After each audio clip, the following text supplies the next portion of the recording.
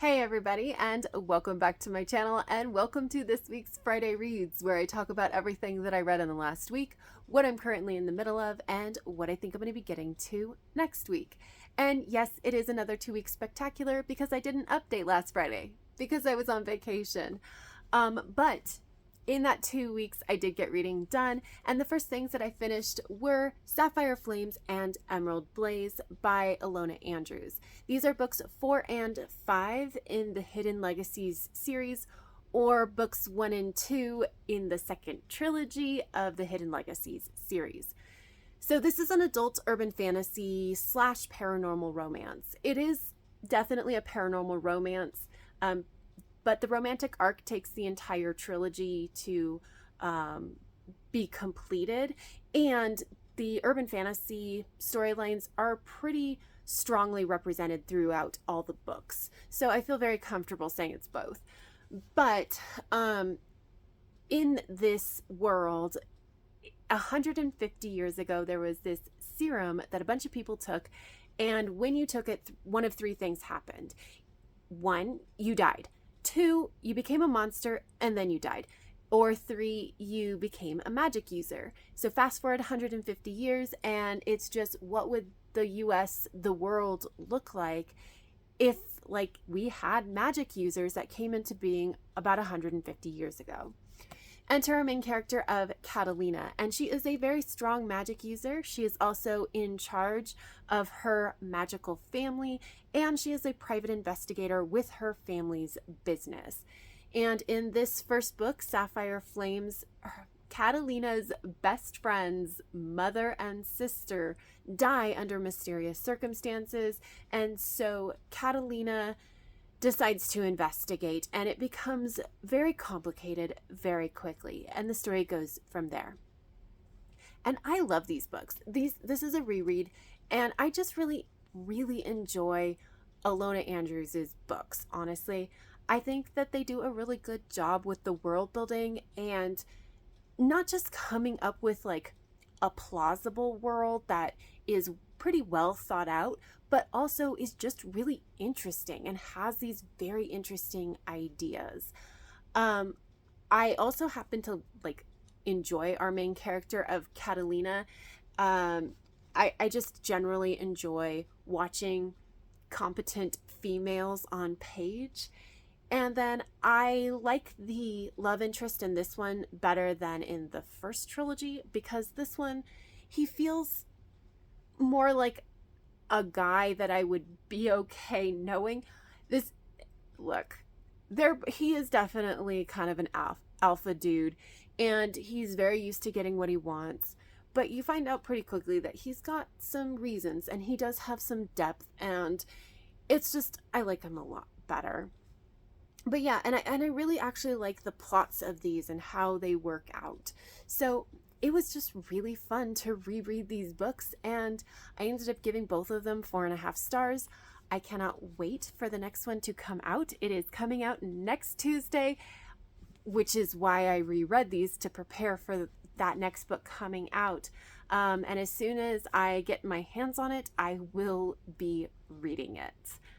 And then the only other thing that I finished in the last 2 weeks is called the Mabon Feast, which I actually don't know if I'm pronouncing that correctly. I do not know how to pronounce that word, but it is by C.M. Nazcosta, who is the same person that did Morning Glory Milking Farm, if you're interested.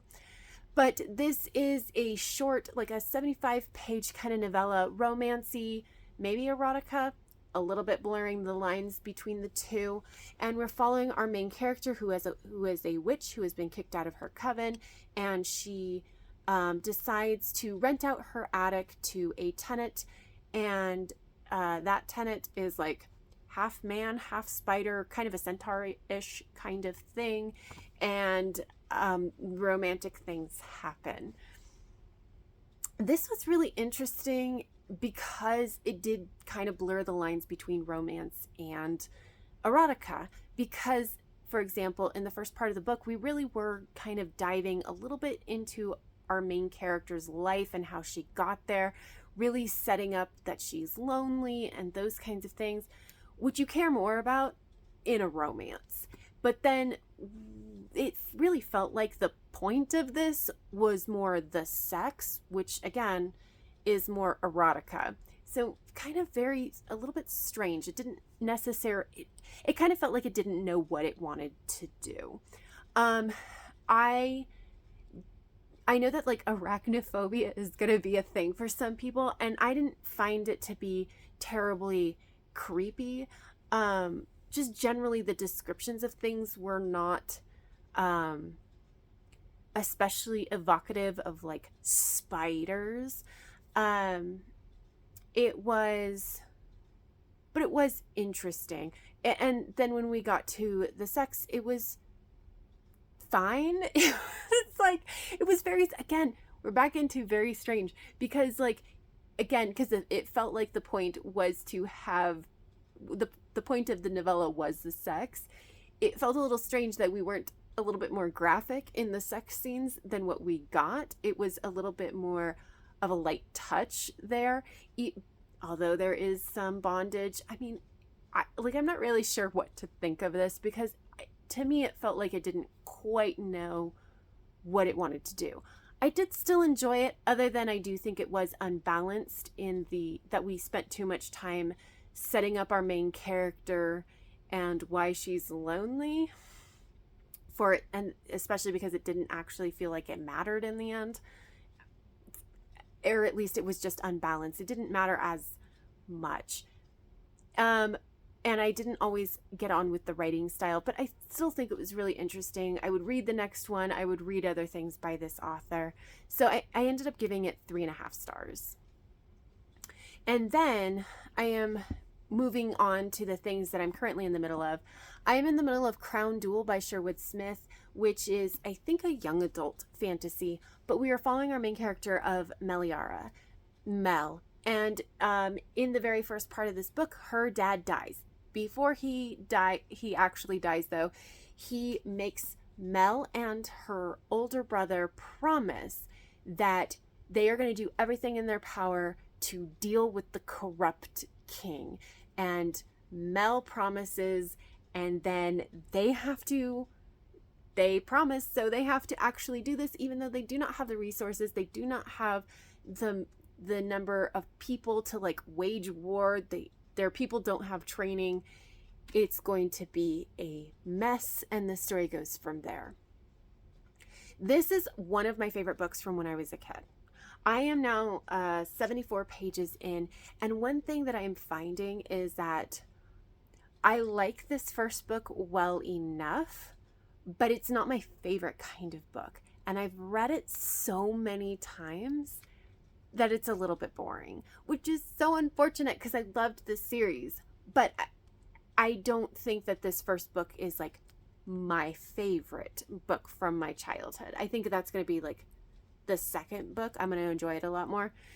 It's a little bit sad, not going to lie. Like it is sad to kind of go through this and be like, I remember loving this, and I'm not loving this as I'm reading it now. It's not bad. It's just I've outgrown it a little bit, and it's just a little bit bittersweet. I don't have a ton left to read because these are very short books. They're only like 200. The first one is only like 210 pages. So yeah, I don't know. I'm in the middle. It's a little bit difficult to read, but I'm going to keep trucking on. And then the other book that I'm in the middle of is Once Broken Faith by Shauna Maguire, the 10th book in the October Day series, which is an adult urban fantasy series that follows our main character of October Day. And she is half fae, half human, and a knight in the fairy realms, and she frequently gets thrown at these very oddball problems that crop up in fairy because she's really the only one that has any idea how to solve them. And in this particular book, okay, it's a little bit hard to describe without spoiling any of the other books in this series, but basically in the last book, Toby was sent off on a diplomatic mission to another kingdom, and a lot of stuff happened, and there were big events, ramifications. This book is following Toby as she has to go to a conclave of kings and queens to deal with the ramifications from what happened in the previous book. But while she is there, there is a king that is murdered, so she has to solve that murder before anybody else can die. And the story goes from there. And this is actually I really, really like this book because I actually like the political maneuverings of this. I don't necessarily love books that are just politic heavy, but I like this one because it's a decent part of the story, but it's not because Toby is having to deal with the politics, because she's not good at that. She just like flails in these political situations. So she's just watching the proceedings, so we get to just watch the proceedings, which I think is just better. It's more enjoyable. And so we get to watch Toby try to figure out how to solve these murders, and go from there. And I really enjoy that part of it. We're getting a lot of characters coming in that we have seen before and loved before, and we all, as always, are expanding out this world and learning new things about places outside of Toby's own kingdom. It's just a really interesting book that I just generally really enjoy. So I am now on page 196, so I don't have too much more to go, which is really good because my buddy is in the middle of the next book. So if you don't know, I've been buddy reading these with a friend, and she has finished this and is already into the next book, and I don't know how far she is, but it's far enough to start yelling at me about what's going on. So I need to catch up. But which brings us to what I'm going to be reading next week. I'm going to try to finish Crown Duel pretty quickly. I'm going to try to finish Once Broken Faith pretty quickly so that maybe I can start the next book next week as well. I want to read The Verifiers by Jane Peck. This is, it's not a murder mystery, but it's definitely, our main character, it's not a murder mystery. Somebody goes missing. That's what it is. I had said that it was a murder mystery, I think, in my TBR video, but it's not. But I still really, really want to read this book. And then after that, I'm not entirely certain, but the most likely things are either Seven of Infinities by Aliette de Bodard, and this is a Shuya Universe novella, which I've been really enjoying the Shuya Universe stories. Or I also have The Tropic of Serpents by Marie Brennan, which is the next book in the Memoirs of Lady Trent series. So those are the most likely things, unless I decide to do something completely different. But that is all I have. So if you have any thoughts or feelings about any of the books that I have mentioned in this video, please leave me a comment down below. But that is all I have. So if you like this video, please give it a thumbs up, subscribe if you want to, and until next time, have happy reading, and I will see you in my next video. Bye!